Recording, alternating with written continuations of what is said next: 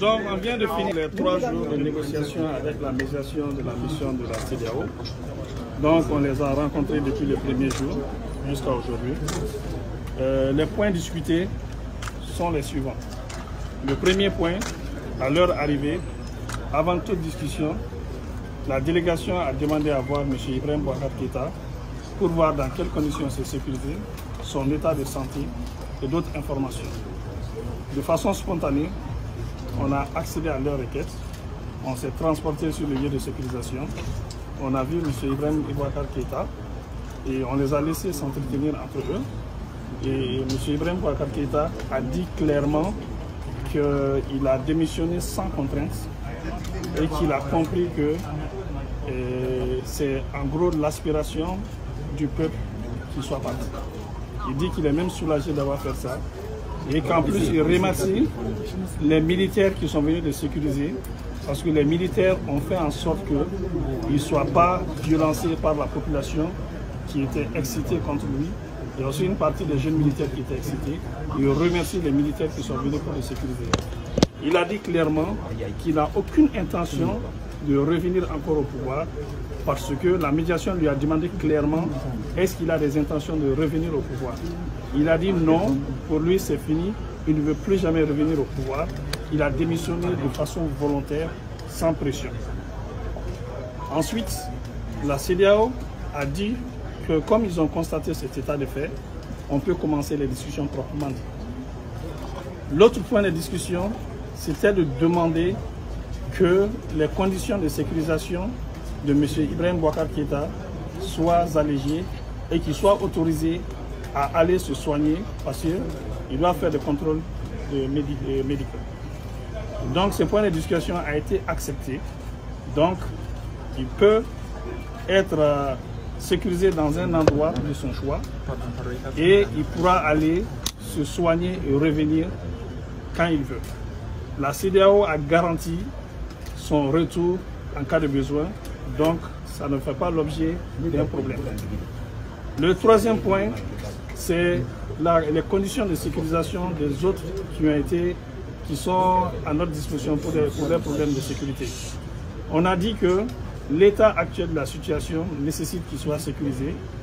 On va voir un peu comment ça va évoluer la situation et leur axe va dépendre de la situation de sécurisation actuelle.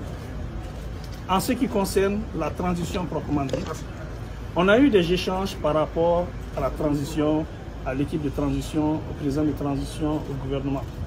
Chacun a donné son idée de la transition. Les représentants de la CEDEAO ont parlé de leur compréhension de la transition. Déjà dans la mesure où M. Ibrahim Boubacar Keïta a démissionné et qu'il a dit clairement son intention de ne plus revenir au pouvoir, donc forcément il faut mettre en place une équipe de transition. Maintenant, la CEDEAO a donné son point de vue par rapport à leur concept de transition. Nous aussi, on a discuté par rapport à ce que nous on pensait de la transition. Il y a eu des discussions de part et d'autre, sachant qu'à ce stade, rien n'est arrêté, rien n'est décidé et que nous, à notre niveau, l'architecture finale de la transition sera discutée et définie entre nous.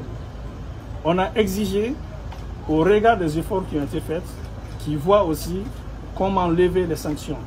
Parce que tout ce qui nous anime, nous, c'est vraiment que le peuple ne souffre pas. Les sanctions, c'est un problème pour nous.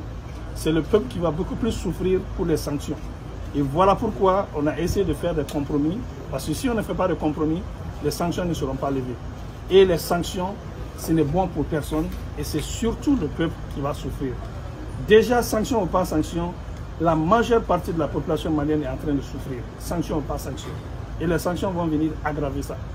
Donc, il y a un mécanisme qui est au niveau de la communauté internationale où ils ne sont pas regardants sur la population, ils ne sont pas regardants sur ce qui se passe. Pour eux, les principes, c'est les principes. Donc, si on intègre ça, on est obligé de faire des pas pour qu'on puisse aller vers la levée des sanctions. Donc, on a arrêté la discussion à ce stade. Ils vont se retirer. Ils ont dit qu'il y a une conférence des chefs d'État de la CEDEAO le mercredi et qu'eux, ils vont rapporter les efforts que nous avons faits ici, déjà en les autorisant à accéder à M. Ibrahim Boubacar Keïta, en confirmant eux-mêmes que M. Ibrahim Boubacar Keïta a démissionné de son propre gré, sans menace, et que notre disponibilité aussi à discuter avec eux, même pour échanger sur les aspects de la transition, que ça c'est vraiment des bons progrès qui vont rapporter ça au niveau des chefs d'État pour qu'en fonction de ça, ils puissent prendre une décision pour enlever ou au moins alléger les sanctions. Je dis, je répète, tout ce qui nous anime nous, c'est vraiment pour le bien du peuple. Les sanctions, ce n'est pas bon pour nous, surtout pour la population. En ce qui concerne la transition, je le dis clairement, à ce stade, rien n'est arrêté, rien n'est décidé. On a donné chacun nos points de vue par rapport à ce qui peut être la transition ou pas. La décision finale de l'architecture de la transition, de tout ce qui va être fait, ça va être entre nous Maliens ici. Je vous remercie et bonne journée.